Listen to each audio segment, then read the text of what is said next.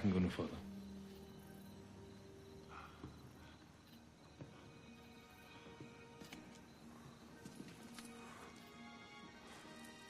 Get on your knees.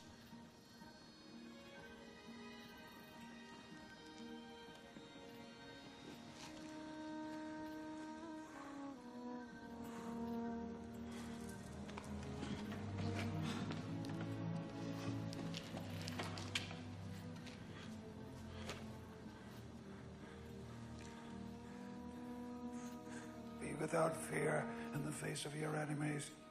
Be brave and upright, that God may love thee. Speak the truth, always, even if it leads to your death. Safeguard the helpless and do no wrong. That is your oath.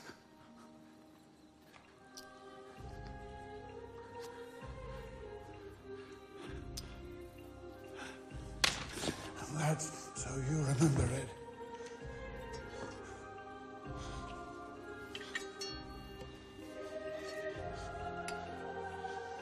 Arise, the knight and Baron of Ibelin.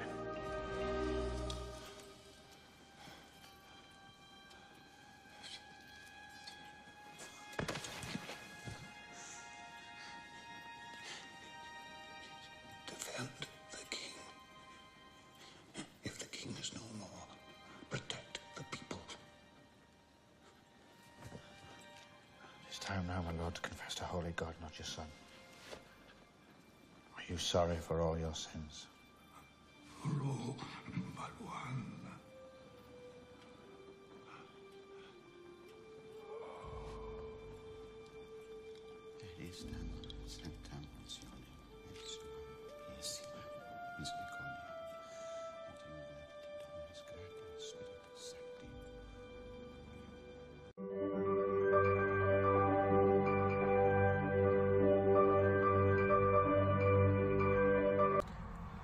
Hello and welcome back again to the Hobby Train. I'm your conductor, Nicholas Spade. And please, go ahead, like, share, comment, and subscribe to the channel. That way the YouTube algorithm will stop trying to send us to Ohio in order to, well, just run into another plane. Or run to another train. So, as promised today, I did say that I would give you guys a Warrior, the Tough Side of the Passenger, Part 2, and this is exactly what I'm doing. So, just a quick recap,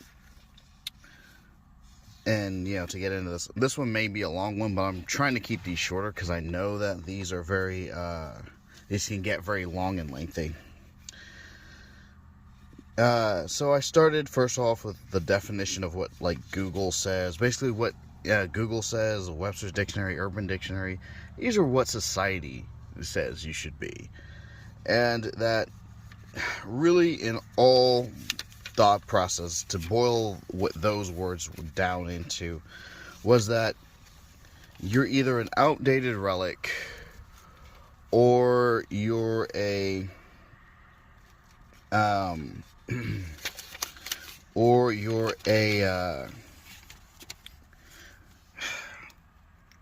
or you're just kind of that in name. You're half of what you should be. So what I did was I went ahead and I, of course, laid out some of the aspects that should be pushed for in a warrior, and then also in the video clips that you saw before this, and also another one that'll be in the middle of this as well, of also kind of what a warrior should be or even kind of look like. And I even laid out what those four main tenets of a warrior's code, because most warrior civilizations had a code.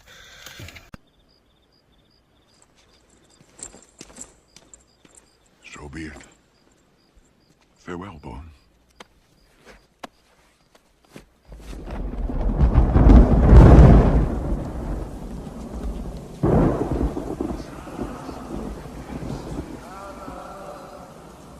Valor. The knight is sworn to valor.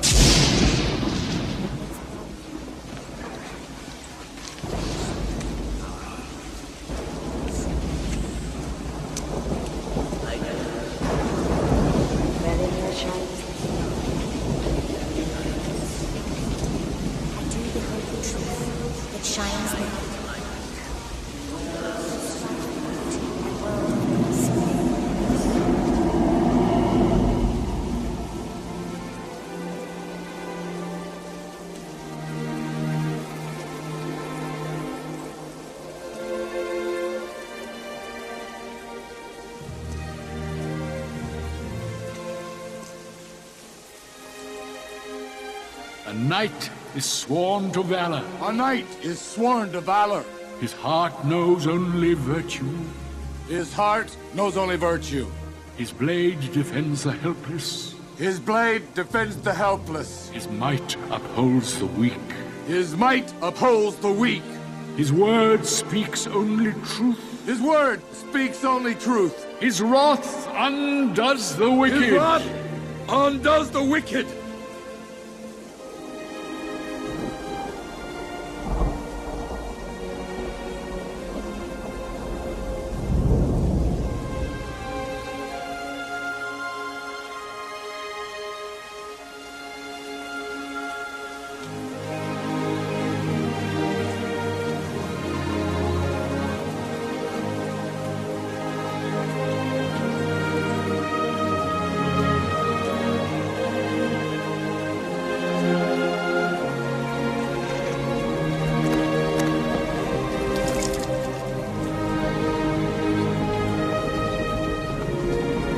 And before I basically stated that I was going to point out and bring up were loyalty, honesty, competence, and last but not least, courage.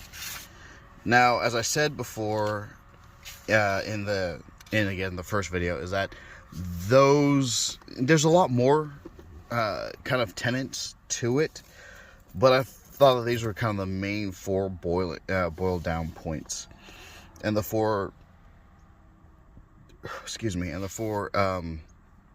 main tenets of it. And I gave you the first two in the last video, so I'm here to give you the last two. And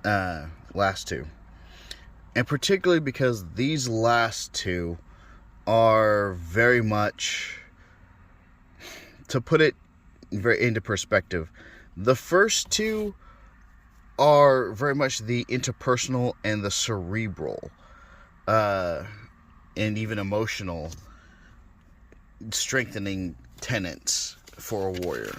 Honesty, like I said, that's something that comes from from inside to out. Loyalty, again, kind of comes from building trust over time. That was part of it. And those, of course, like I said, they start internally. In fact, even with the courage aspect, I gave the example of charcoal and how charcoal is made. Well, competence is kind of the outer working of this, and as well as courage. These are the outer workings of it. So really, the thing is with the warriors that everything starts internally and then it works its way out. These things don't start externally and work their way in. Okay? Now the concepts of these things, they do kind of start from the outside and then they work their way in, and then when they take hold and are developed, and then they work their way out. Very much like a plant or a tree. The seed, of course, comes from another tree, and then it finds its way into softer, more stable soil that can support it, and it, of course, is buried over time. And during that, once it's buried, it has water and is matured and saturated and saturated water, and of course matures. If you know how a plant grows, it's the same process. The seed, of course, germinates, blooms, develops roots, and then grows its stalk outward into another tree. And then, of course, the process starts over and over and over. So, competence is definitely kind of like the trunk,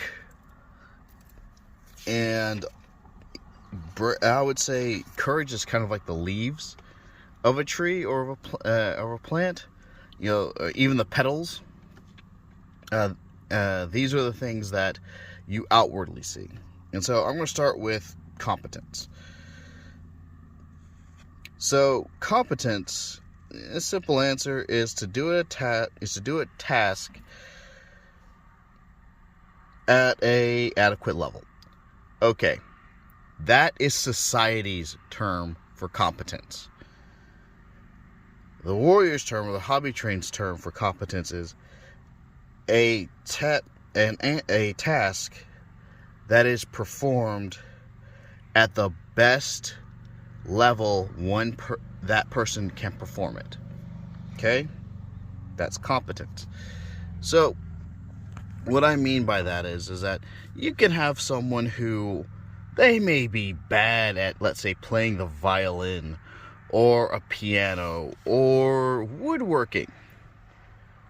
But if they put all of themselves, every single ounce of themselves into that performance, or into making that craft or product, you can't really say it's bad, because they emptied all of their competence, all of themselves, into that thing. And now their level might not be as high of quality, but their competence to push and put themselves into that product, into that particular piece or performance that they're working on, that should be commended. You can't, because they're giving their all, they're giving their best. And that's kind of how the whole phrase of, as long as you give your best, that's okay. And some people take that as a cop-out, but really it's not, because if you're giving everything that you have to give, or that you know that you have to give into something, then that's you showing as much competence as you actually have. Now, granted, you might learn other things in the actual, throughout the course of time and kind of training, which this also applies to. And, and of course, you'll bring those things in, and that will push your competence higher.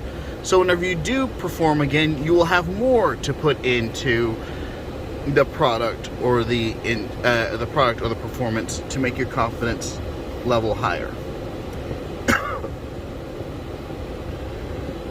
Really, to be honest, competence should always be pushed to excellence. There's no real way around that. And excellence is the highest form of competence.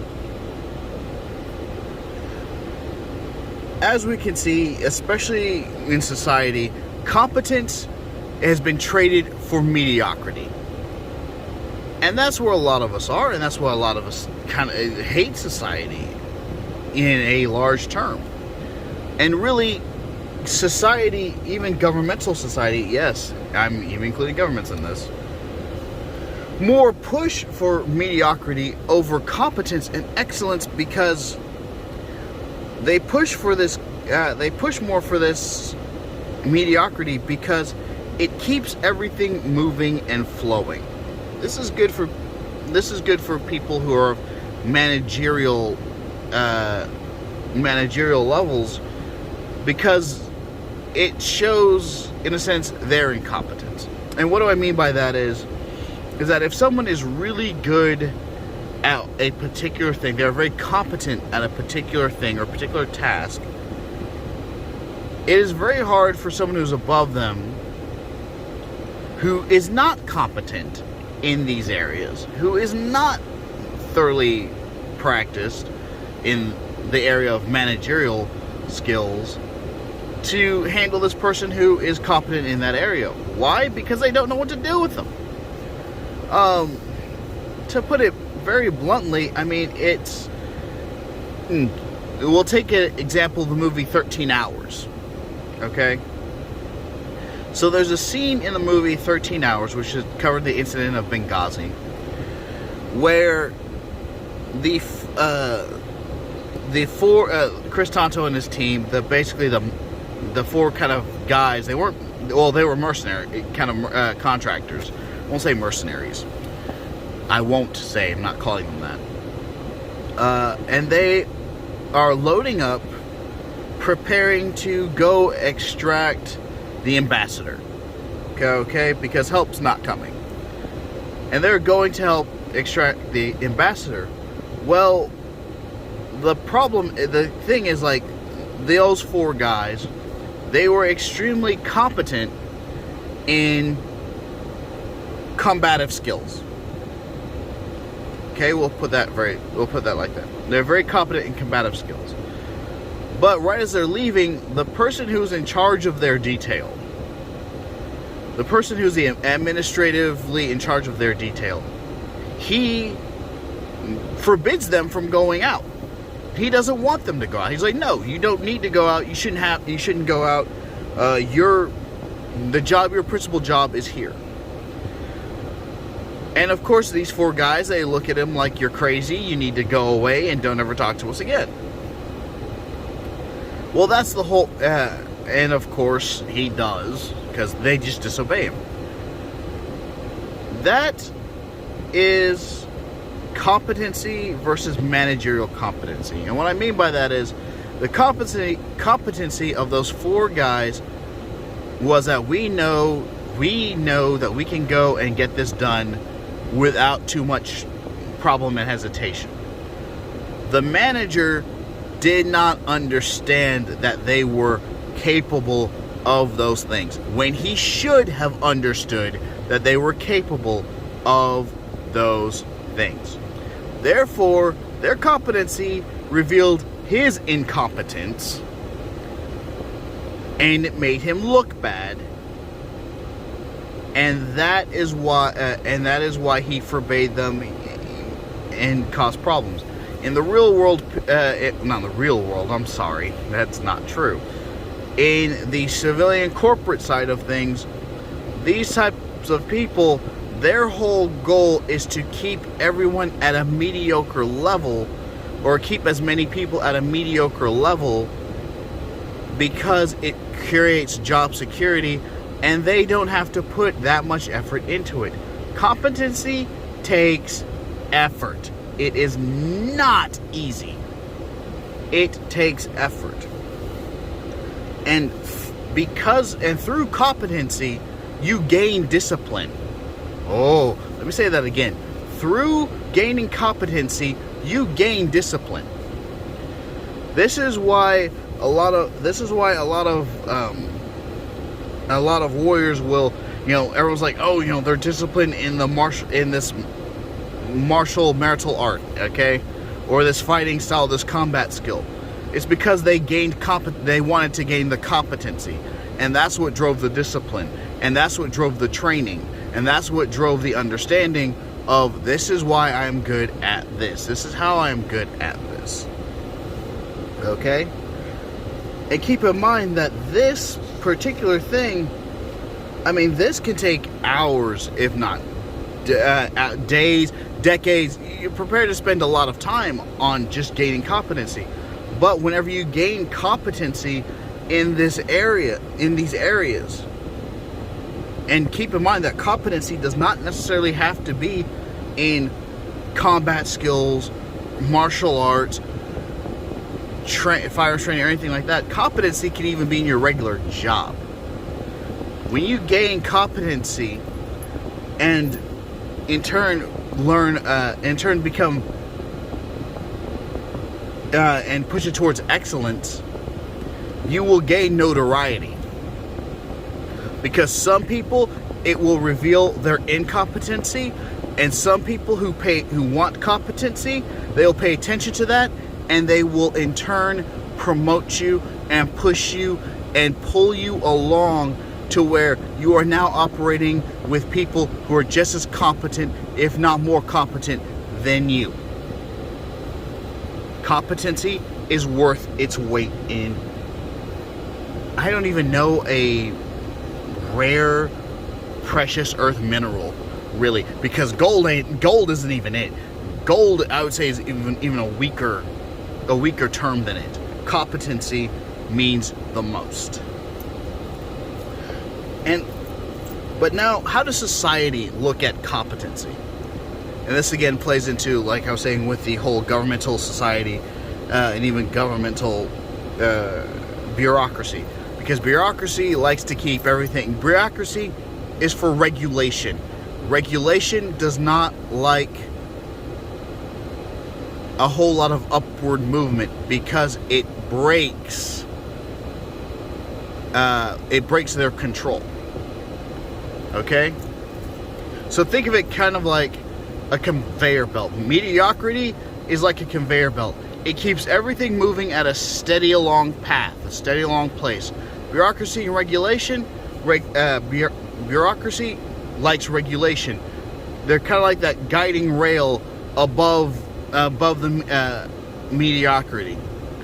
So whenever they have someone who's competent, which means they're kind of like a spike. I would say like a spiker or something that pushes upwards.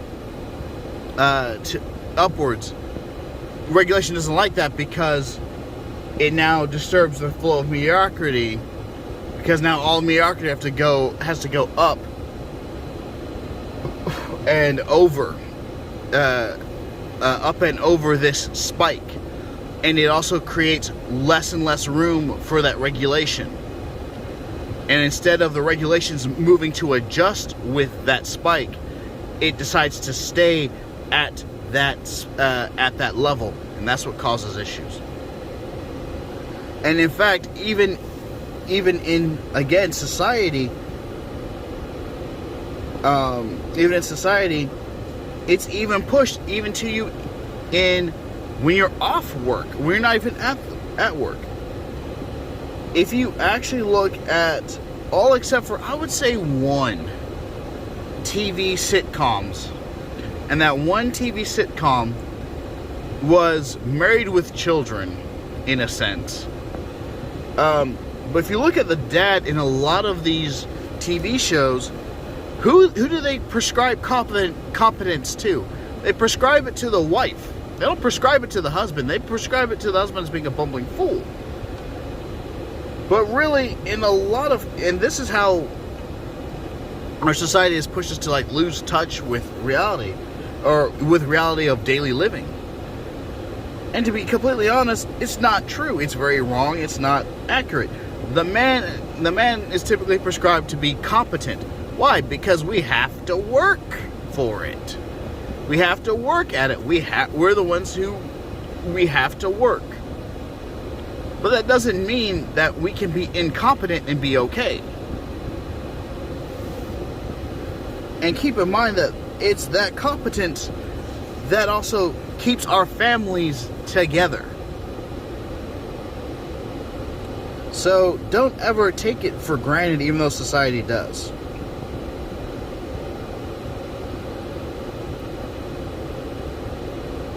And keep in mind, it will also take time away from your family, because guess what? You have to, sometimes you have to train to be competent in your tasks and skills. And it's going to take time, but it's what has to be given, what has to be done.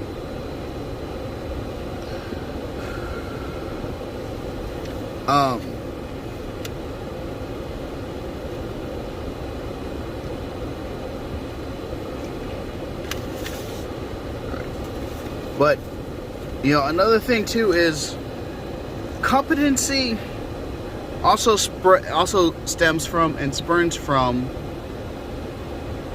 one major thing, and that's also what you're naturally good at. Some people are naturally good at certain aspects. Okay, not everyone's good at everything. The whole phrase of the GOAT isn't always true. Because people are like, that person is the GOAT, good at everything. I know it's an acronym. They're like, that person's the GOAT. Okay, they're good at everything within a realm of whatever that is. So, to put it in a sentence, that person's the GOAT at basketball. Okay, they're only good at basketball. What happens if I throw them in football? A perfect example of this is actually Michael Jordan. He was, quote-unquote, the GOAT at basketball. But then he left basketball because he wanted to follow his passion, his performance in baseball. That he actually did this. You know, broke up his absolute massive career in basketball and went to baseball. And do you want to know what happened in baseball? He was absolutely terrible at it. And he had to return to basketball. Just because you're the GOAT in one thing doesn't mean you're the GOAT in the other. Okay? And what I mean by that is, really is that don't expect to be the GOAT in everything. Like, don't expect to be good at everything in everything. Most people have 1 to 2 to 3 things that they absolutely like, they absolutely love, and they absolutely are okay with doing. And that's where you build your competency. That's where you build your excellence in. But at the same time, keep in mind you're going to have things that you're not going to be good at. You're just absolutely going to be horrible at. And in some cases, you don't need to necessarily push those things to an absolute, like, excellence. Like, oh, I was bad at that, now I'm, like, doing this massively great expectation with it. Alright, I'll say running. Like, it's like, oh, I absolutely hate running, I'm not good at it, and now I push myself all the way up until that I'm at a level where I can run a 6 to 7 minute mile. Like, that's admirable, that's competency, but if you're only required to run a mile in like 20 minutes, was that really necessary? And you don't even like it, and it hurts you. Probably not a good idea to build your competency. Understand what I'm saying? But yet, you cannot be. But one of the biggest tenets about being a warrior is you cannot be incompetent, because that's for cowards. You can you can be competent in something that you're weak in to, let's say, an acceptable level, and be okay. But you need to build up your excellence in what you're absolutely good at. And that is where your start of competence. Now, some of you might say, and I'm running more and more into this, and this is very logical, they're like, well, I've got a question. How do I figure out what I'm competent at? Because some people, they've gone through their whole life and they don't know what they're competent at. They don't know what they like to do. This is back in the early 80s and 90s. This is really how we were getting the whole thing of a midlife crisis. It was because people had pushed themselves to be competent and even kind of excel at things that was good for just for the money. It was good for paying the bills, but it's not what they wanted to do. And so when they reached 30 to 45, they're like, what have I been doing in my life? I hate my life. And now I want to do something else. Okay? And this is what causes, again, like I said, issues with competency. So if you're wondering, how do you figure out what you're really good at, what you're really competent at, the easiest way, the best way to go about figuring this out is, first of all, taking some time for yourself. Because this whole thing is going to take some time for yourself. In fact, I'm even going to give you what you're going to need to develop this. Okay? And what you're going to need is, first of all, if you're not married, this will be easier. All you got to do is, once you get off of work for a weekend or some time off, you don't go home. You pick up a pen, you pick up a piece of paper, and you drive to, it could be like the next town over. You get into a hotel room. Okay? A hotel room. Or, just something. Some place for you to stay. Airbnb. I don't even care. You sit down at a table. You write at the top of the list, things I like to do. Ooh. Just things you like to do. That's all it is. You write this at the top of the list on one side of the paper. You draw you draw a line down the middle of the paper. You say things I like to do. And on the other side, you say things I hate to do. And then you start making a list. But here's the thing about making that list. You start from things that you like to do since you were 6 and 7 years old. Let me repeat that again. You start writing that list of things that you like to do since you were 6 and 7 years old. Why? That's because when conscious fully starts to develop, and that's when you start figuring out what you like and don't like to do. And the reason why I'm saying that is because your biggest competencies will generally come from that back then as a child. You start writing those down. You start even writing down the games you like to play when you were that age. And then you bring it forward all the way up until you're the age you are now. And then at the flip side, you do the exact same thing. Yes, you do the exact same thing for the things you don't like. You bring it back from your 6 and 7 all the way up until now.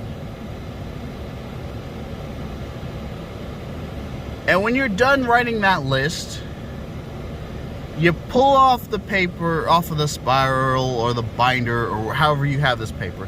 You pull off, you set it aside, but you set it where you can see it. And then you start looking at things that you don't like to do and things you like to do. You read that list. You start with the things you like to do. It's easier. And you start looking at each one of these things, and you start paying attention to these things, and you start adding these things up into what they are really. And it should be, and you boil it down to what is it, into what these things have in common. Because a lot of times you might boil it down into that, and you come to find out that's like, hey, I like to chase things. I like to chase people. Well, when you keep that in mind,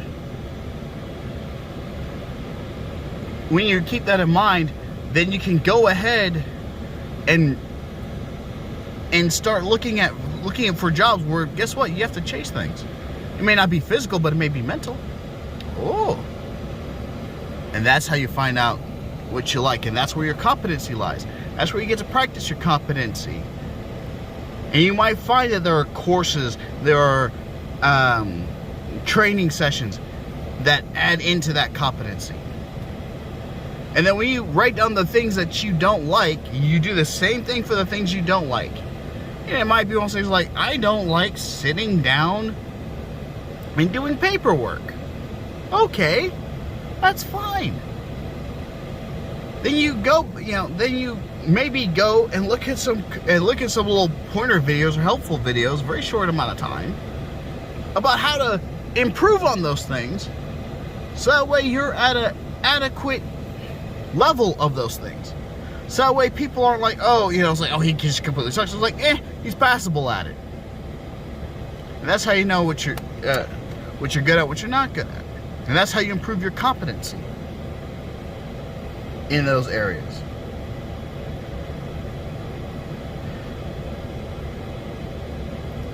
It might take a weekend, might take a few hours.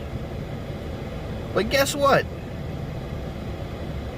That's what you need. And don't toss this list away casually. Take this list, put it up someplace where you can read it. And if you need help with your self-esteem, this is the easiest list to help you with it, because you just literally pin it up and point it, pin it up where you can read it and say, I am good at this. I am good at this. Some people call it taking stock of life. I say you should be taking stock of life. And that'll help you definitely go through your day, in your workplace, in your daily life. And I guarantee you, whenever that bureaucratical managerial boss tries to tries to belittle you for something at your work, you can look at him straight in the eye and you can think to yourself, dude, I'm better. I'm good at this. I really don't need to be bothered. Like, I really don't care to be bothered about what you're going on about, because I know what I'm good at, and what I'm good at is not what I'm doing here. And if you need to make pivots and moves to get out of that situation where you're not doing this bureaucratical mediocrity, and you're chasing competence and excellence, then, to quote Richard Cooper from Entrepreneurs in Cars, chasing excellence is his phrase, then guess what? All of a sudden that boss means very little to you. And even in the middle of his rant, even he will understand that, guess what? There's some confidence in you, and it has nothing to do with what he's talking about, and he will back off from you. Now, he might try to attack you in any little backhanded, sneaky way he's got, but guess what? You're proven to be a better, bigger, and better man or woman than that person is. That's just by chasing competence. But now, since we've fled into competence, and I think I've kind of beat a little bit of a dead horse on that one, I'm going to move into courage, which is the last key one here. And courage, that's why I use the analogy of a tree trunk and leaves.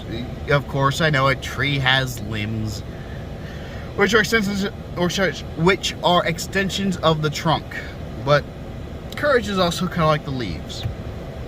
What do I mean by that? Well, the leaves come out and they're the showy part of the tree. They're always the showy part of the tree, you know. If you want to know if a tree's doing well, look at the leaves. If you want to know if a tree's doing bad, look at the leaves. You want a tree to look good in your yard. A lot of that is not just seeing a ugly stump in the middle of the yard. Or an ugly trunk in the middle of the yard. It's also seeing the leaves. And so courage, here's the basic definition of courage. And courage is not an absence of fear. It is acting in the presence of fear and still accomplishing the task. Meaning, dude, you're scared crapless. Everyone's scared crapless, but you still do what needs to be done in the situation. In fact, right about here, I'm gonna put in a video from Dune. Okay, and it's the litany against fear. If you need help with courage, believe it or not, I mean, it was written by Frank Herbert. And of course I'm giving credit to him. And yes, that helps out with fear when you actually sit down, read it, and understand it. Now, there's such a thing as healthy fear, and there's a thing as unhealthy fear. I'm just going to say that. And in fact, I'm going to talk a little bit about fear right now. Unhealthy fear. Unhealthy fear is what society lives in. And even to the point to where, this is even in a sense what big government or larger governmental entities kind of thrive off. They thrive off of this fear. And it's this fear of that something may happen to you that whether you earned it or not, it's there. Something's going to happen. A consequence of an action that you may or may not have committed. Okay? This is what cowardice imbibes, really. And I'm going to get into cowardice in another video. But this is what fear really stems from.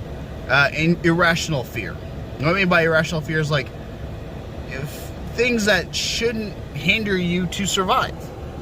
Because fear will kill you. I don't know if a lot of people understand that. Fear will kill you. Fear is the first thing that kills you long before anything else. But courage is really, I mean, yeah, it's the absence to keep going even though you're afraid, even though you feel the fear, whether that fear is rational or irrational. A lot of times, like, look at whenever you ride a roller coaster for the first time. You look up at the highest point of the roller coaster and you're afraid, you're terrified, but you still get on the roller coaster and go, and ride it. And, but you enjoy that adrenaline high, that adrenaline jump. And, that's courage, that's courageous. For some people, it's doing other things. And also in a lot of ways, you learn from it. Oh, you didn't realize that. So you learn from it. And it enriches you. And how does it enrich you? Well, simple, because you got out and did something that you were not comfortable with, that you were afraid of. And you wind up learning from it and growing from it, and in turn becoming more, in a sense, enriched by it.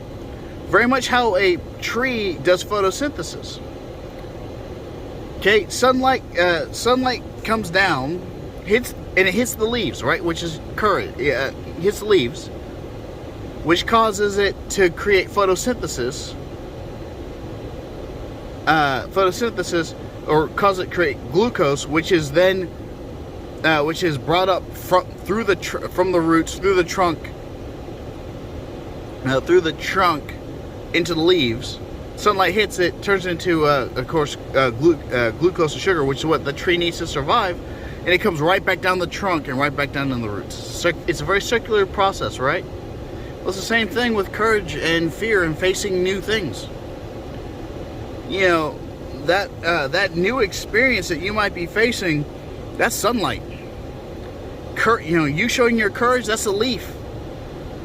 You bring out your what competence, little or major or none, into that situation. That's your trunk and that's your stem. And by doing that, it gives you food and it nourishes you, because now you have experience. Because now you have experience in that particular thing, in that particular field, or in that particular instance.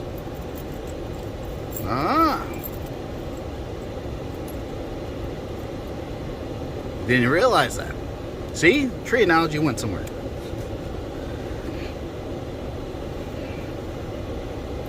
And the thing is with courage, yes, it can be trained, because a leaf has to take shape.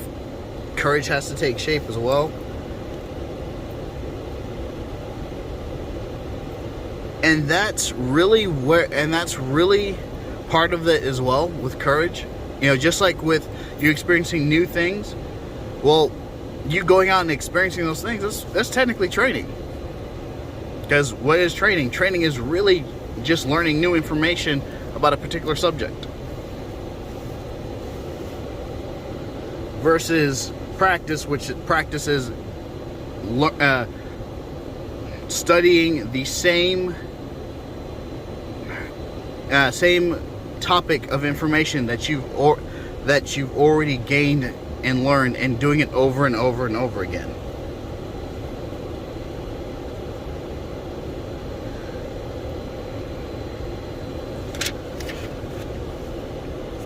And that's, but how important is courage? Man, how important is courage? You look at any single person in history, famous or infamous. Let me say that again. Famous or infamous. And they had to have a level of courage. And keep in mind, some of the people I'm going to mention I don't necessarily agree with their viewpoints. I don't agree with what they did. But it still takes courage to do what they did. It took courage for Julius Caesar to pardon all of his enemies, even though he knew full well that they had wronged him.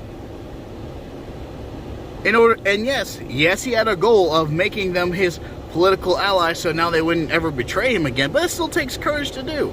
Granted, it got him killed, but it still takes courage to do. General Patton, it still took courage for him to get out and fight World War II. It still took courage for all of those men to fight World War II. It still took courage for Douglas MacArthur to do what he did in the Pacific Theater. It still took courage in order for Martin Luther King to get up and say, "I have a dream."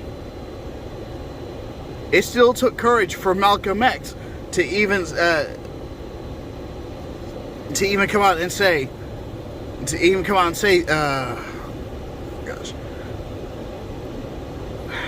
what's the phrase? His exact phrase is, "We didn't land on Plymouth Rock. Plymouth Rock landed on us." It still took courage for Muhammad Gandhi to come out and say, "Hey, don't eat for a while." It still took courage for Mother Teresa to go over to India and say, "Hey, no. Hey, no, help out these people that have no hope." And also on the flip side, it still took courage for even Adolf Hitler to get up and say the things he said.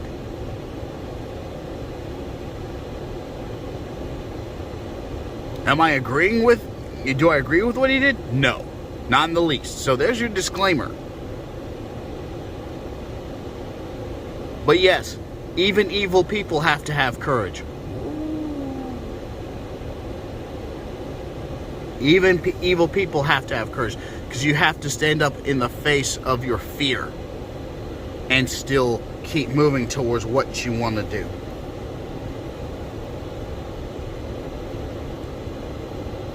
And one of the biggest things that I can say, especially about all of these things in retrospect of the warrior, is that being a warrior doesn't mean you're a hero. Uh-oh. Every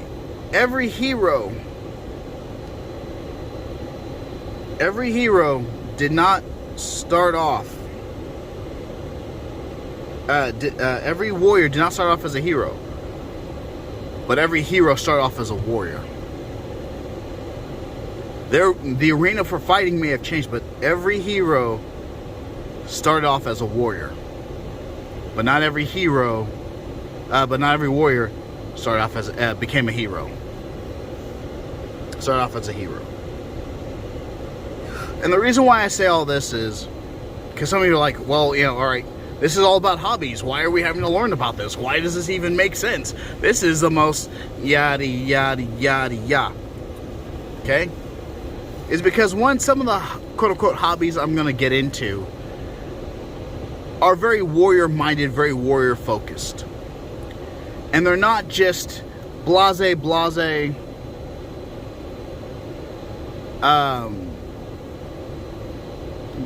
don't need to be competent in this. They're not just like, you cannot know this and be okay. No, that's not the case. Because some of these that we're going to get into, they're going to channel your warrior sense. They're going to pull it out. And I'd rather tell you up front and kind of point out up front what a warrior is from the beginning than for you to find it out later and have broken the codes of a warrior, some of these warrior codes, or it's basically a way to give you some direction. Because I'd rather you be a straight, just like a tree. I'd rather you grow up straight than for you to grow up crooked and sideways. And there are going to be some of these that, of course, some of these hobbies that get into that. And I'm not going to rehash these videos for those particular hobbies. And really, a lot of these hobbies, they're not even really hobbies. They're core competencies of a man that you should have. In fact, I stated in earlier videos, I call them the 4 P's. It's a true man should protect, provide, be a poet, be a priest. Okay? That last one, I'll get into that one later. But warrior and protector are the exact same thing. One is just a different posture of the other. That's what they won't tell you. One is nothing more than a different posture of the other. And this one covers protector. This one covers protector. But that's all there is for this car. I know it's a very long car, and I know that both of these are very long videos, but they have to be considering what aspect they're covering. And again, like I said, please like, share, subscribe, comment on the hobby train, so that way, again, we don't get sent to Ohio. We don't get shot down like a UFO. Because we're like a balloon in the sky to some people. Especially the YouTube algorithm. But next car that we're going to be visiting is the car of the athlete, because this was going to be important. This is the car of the athlete, because this is the mirrored effect. I won't say mirrored effect, but this is the athlete. What society really wants. Now again, be safe, and I'll catch you at the next station. We'll get into the car of the athlete. Have a nice one.